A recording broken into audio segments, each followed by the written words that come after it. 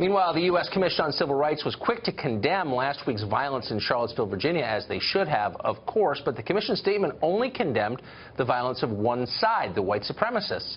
The commission deliberately voted down a proposal, a statement that would have condemned violence from the other side, the left, Antifa. Why'd they do that? Peter Kirstenau serves on that commission, and he joins us tonight. Peter Kirstenau, thanks a lot for coming on. Thanks for having me. Why would the commission, if I'm understanding this correctly, this wasn't just a thoughtless omission. This was an intentional decision not to condemn that violence. Why would they make that decision?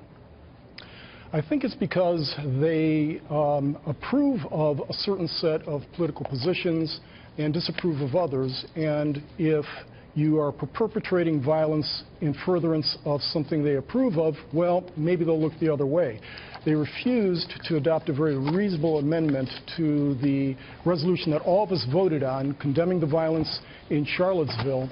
But the resolution was directed only at the Klan, the white nationalists, the Nazis, very appropriately so. That should have been condemned, and we all voted in condemnation. We also made note of the tragic death of Heather Heyer. But there's copious amount of reporting that shows that Antifa was also engaged in brutality. The New York Times reported it. A couple of media people were beat over the head by Antifa folks. They were using clubs. They were beating people. And so we made a very reasonable proposal, an anodyne proposal, if you will, that said, while we support peaceful protest, there was violent protest, and we condemned violence by all sides, including the so-called Antifa group. But the majority on the commission, 6-2, voted against it. Do they, I mean, that seems like such a reasonable proposal. Did they explain why they didn't vote for it? The only explanations we got were they didn't want to water down the original proposal, and one of the commissioners said, well, we don't want to necessarily condemn people who may have gotten carried away. That's an unsatisfactory response from the U.S. Commission on Civil Rights. Our organic statute says that we deal with denials of equal protection. We're about equal treatment. And yet, if you have a disfavored viewpoint, and look, I have a disfavored viewpoint of the Klan, white nationalists, and all of those folks, but that doesn't give license to another group to beat you with impunity.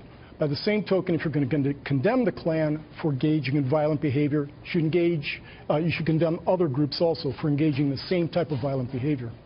Because civil rights need to apply universally, or they're not really civil rights.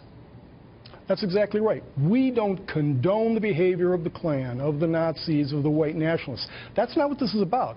This is about brutality visited against Americans, and a separate standard applied to such brutality because, well, they're acting in a way of which certain people approve, whereas the other side is acting in a way or furthering of a position that we disapprove of. And that type of viewpoint discrimination is antithetical to the U.S. Commission on Civil Rights. You could easily say that if the situation were reversed 50 years ago, where would the United States Commission on Civil Rights be? Well, they would say, look, you know, you can understand why someone would be annoyed if someone tried to sit at his lunch counter he didn't want. I mean, you can't, I mean, the whole point of America is, the ideal anyway, is that we apply the laws universally according to citizenship. If you're an American citizen, the law treats you the same as any other American citizen. That's the point. And that idea seems under attack to me. It's under attack. It's under attack at the U.S. Commission on Civil Rights, which we're engaging in identity politics to a poisonous degree. It's getting to be extremely dangerous. And we expect at least the government and the media to be objective and unbiased.